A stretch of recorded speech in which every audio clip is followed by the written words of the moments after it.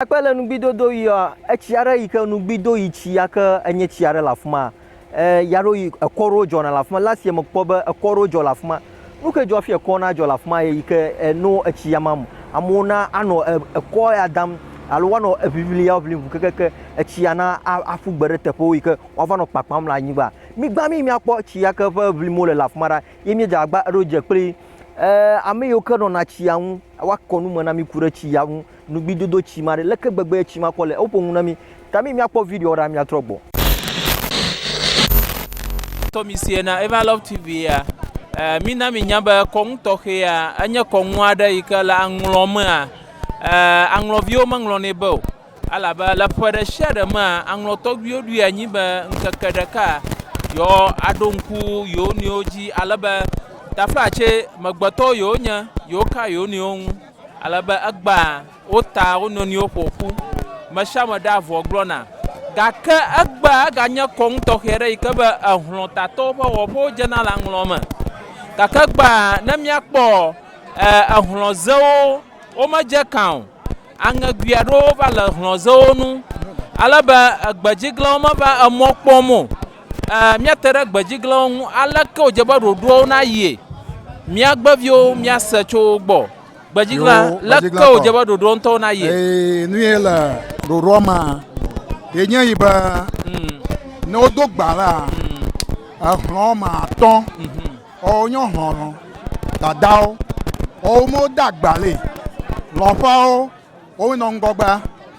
mlanda o plonaro jovia o no oyoma bata o vana like o vana alaba azao ma to ha yime o gbadage no dia ahun edoso o ha ma wo ahun ma to mama o ma to mama o na kine no view o na kine no view ka ko wunu kakala gba ma bubuara ka magali ko amu mo garo ru no mu o nyi ka tani va o fia ale o le bo wo na na no mal ajina na ma bale ya to gbi o we va ye no onmanya avodada viara ele ngoma akpa kala agoimaka ohiaba ahloma vio na ihlota togbo have hochia ahloma vio nto ba fuda na miagbajiglo bo yo nto yo hochia de akpa mare la kola echia hohoma na okagba no ko alaba okuchira jino fime na magana viola na na mo nona na agbanya na ra chianyire ka amara tsobe ahwea gbajiglan we pomo okuchimanu manyama bubu atoko akuchiao ka agba fi emilare hlota to le mia do mi agba hlota to nyamate globo olio nyamate globo olio ka bonwa hlofia o kweli alaba hlota to na nonyi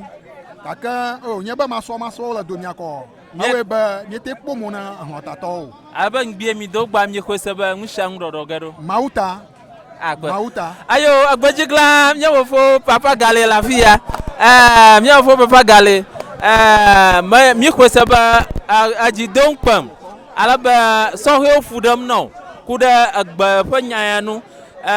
to foro nyake la shio na so he o alaba mi adabubu da konwan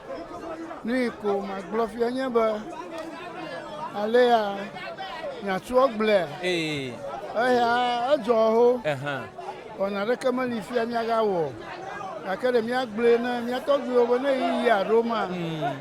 ope mi no pe mi a ehro ya adonu ore ho mi adonu ore honu alaba gagba o hana vana ma yonto mi ade achiara ma ato tatoro no ba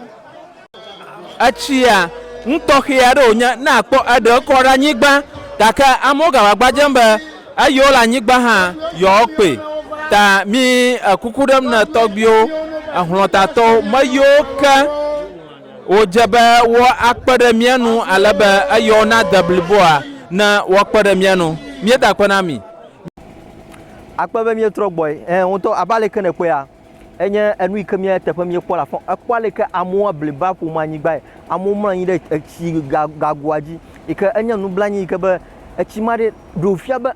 ron mali ke wa ron tatori o mali no wa akọ echima akọ yava mano pa mo la pa mo ye ojebe ekona no jojom la ma ike enu ikami masagomo na la gapo mama